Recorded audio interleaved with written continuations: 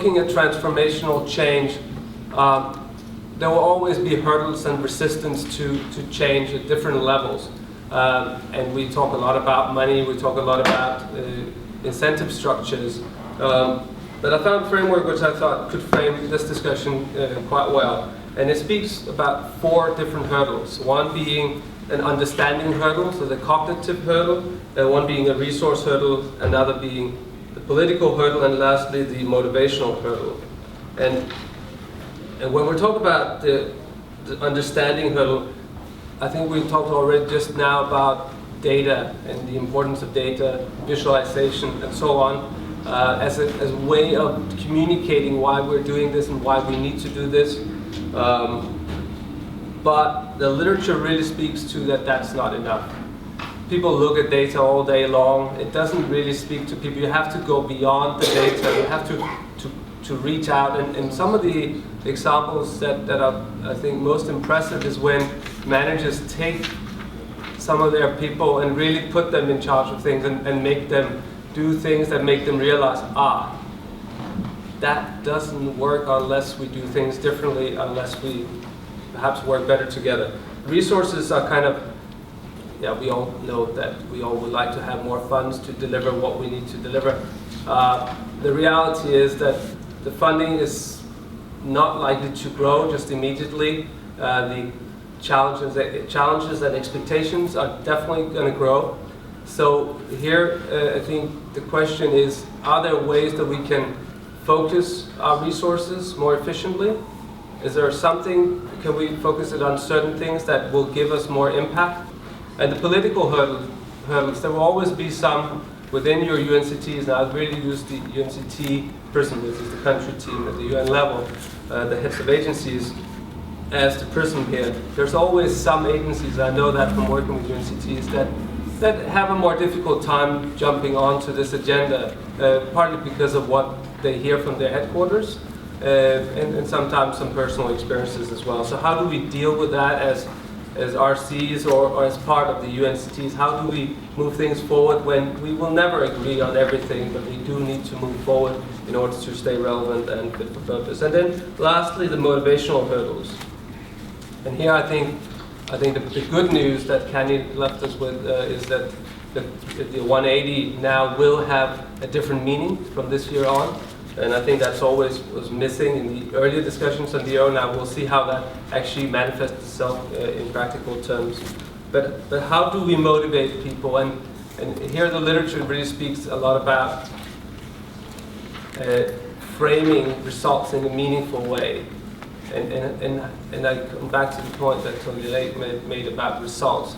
How do we measure results, and how do we really frame it in a way that motivates people? When I was RC in Cuba, and we have the current RC in Cuba here with us, the country context is a government who actually doesn't really want a strong resident coordinator, because their belief and organizational structure is who coordinates is them.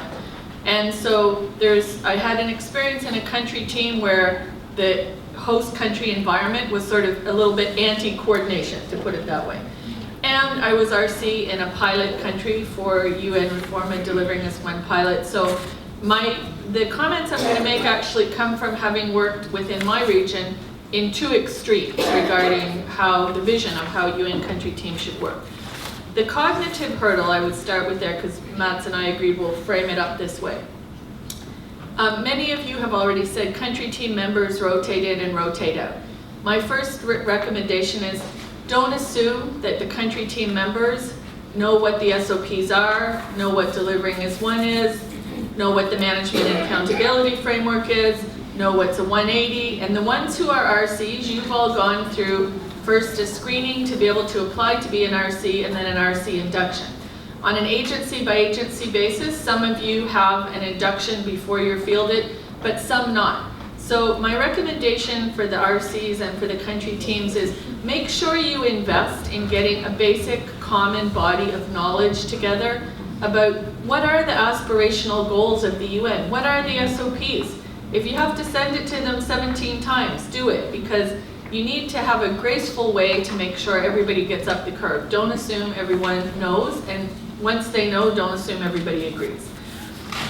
That's regarding especially the members of the country team. For our staff, especially our national staff, I think the challenge is even greater because we're very often not investing in them in terms of what does it mean for them.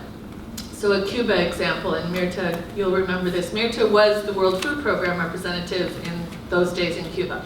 One of the things we realized as a country team in wanting to work together, our own program officers, who were all Cubans, didn't know what other agencies did. So we organized joint field trips to take not only our program officer, our operations officers, the drivers, to go see UN projects from the different agencies to help generate the feeling that we're all the UN, we're all here working for the benefit of this country, and it doesn't matter if you're World Food Program or UNICEF or UNDP or whoever you are, this is all a contribution to the development of the country. That was so powerful for the national staff to breed that feeling of we are all together blue. I'm a huge believer in performance metrics, but I believe you, especially in mission-driven organization, don't do too much. I mean, just think 1 or 2 performance indicator is enough. For me to measure the change, especially in mission-driven organization, think about, we're discussing about that. If you say for a major crisis, you used to say, I need maybe 2 weeks just to get everything lined up. Can I do that in a week? If, for instance, I need to assemble, a team or assemble that one, how much time does that? So really to think about to use metrics that are very tangible, easy to monitor, and that will basically make my mission or what I do a little bit, concrete, and to show, well, by the way, there may be external reason, as we say, that doesn't allow us to do it. And as I say, for me, my suggestion, less KPIs, less metrics, but try to show that they are even moving the needle on so on.